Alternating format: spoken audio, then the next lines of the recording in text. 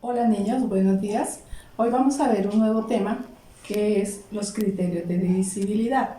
Los criterios de divisibilidad, el objetivo de este tema que hoy vamos a aprender es aprender a aplicar algunas normas o algunas reglas para identificar cuáles son esos números que me permite de manera muy rápida y muy fácil saber si un número es divisible entre otro.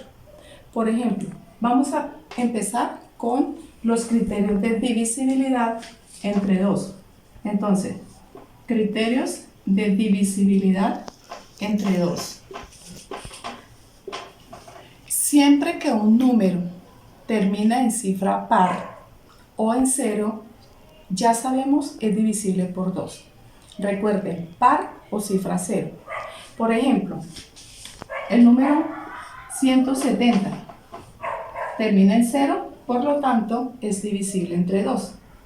El número 214 termina en cifra par, es divisible entre 2. ¿Listo? Entonces, no interesa el número que sea, lo importante es ver la última cifra que me permite a mí saber si es o no divisible entre 2. Criterios de divisibilidad entre 3.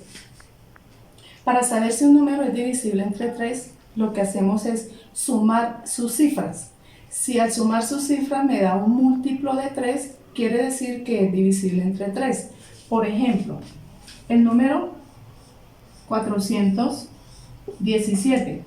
¿Listo? Entonces, 4 más 1 más 7. 4 más 1, bien, 5. Y 5 más 7, muy bien, 12. Quiere decir que 12 es un múltiplo de 3, por lo tanto, 417 es divisible entre 3. Vamos a hacer otro ejemplo. 201. Entonces, 2 más 0 más 1. 2 más 0, 2. Más 1, 3. Y 3 es un múltiplo de 3. Por lo tanto, 201 es múltiplo de 3. Bien, ahora continuamos con los criterios de divisibilidad entre 4. Para saber si un número es divisible entre 4, me fijo en las dos últimas cifras del número. Si sus dos últimas cifras son 0 o es un múltiplo de 4, quiere decir que el número es divisible entre 4. Por ejemplo, el número 412. 12 es un múltiplo de 4. Entonces, 412 es divisible entre 4. O el número 300. Sus dos últimas cifras son 0. Quiere decir que 300 es un múltiplo de 4.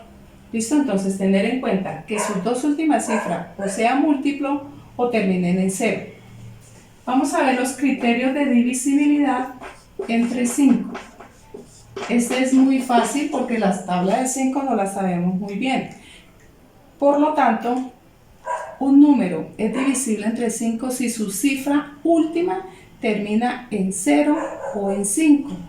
Por ejemplo, 1205 termina en 5, es un múltiplo de 5. 480 termina en 0, por lo tanto es un múltiplo de 5. ¿Listo? Ahora vamos a ver los criterios de divisibilidad entre 6. Un número me dice si es divisible entre 6 cuando el número es divisible entre 2 y entre 3 al mismo tiempo. Por ejemplo, si tengo el número 468, por ejemplo.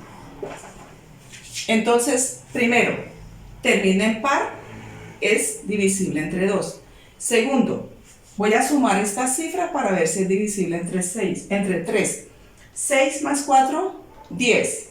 Más 8, 18. Y 18 es un múltiplo de 3.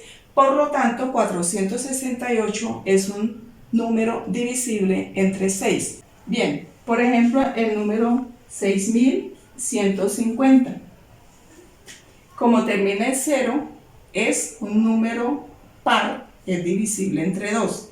Y si sumo 6 más 1, 7. Y 7 más 5, 12. Y 12 es un múltiplo de 3. Por lo tanto, este número, como es divisible entre 2 y divisible entre 3, también es divisible entre 6.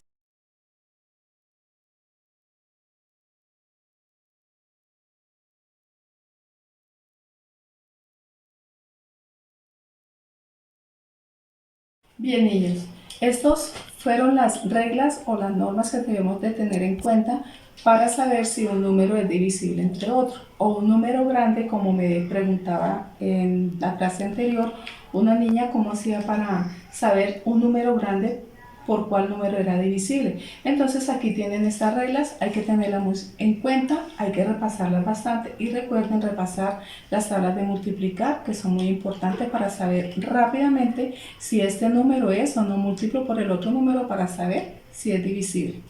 ¿Listo, niños? Nos vemos en la clase siguiente. Dios los bendiga.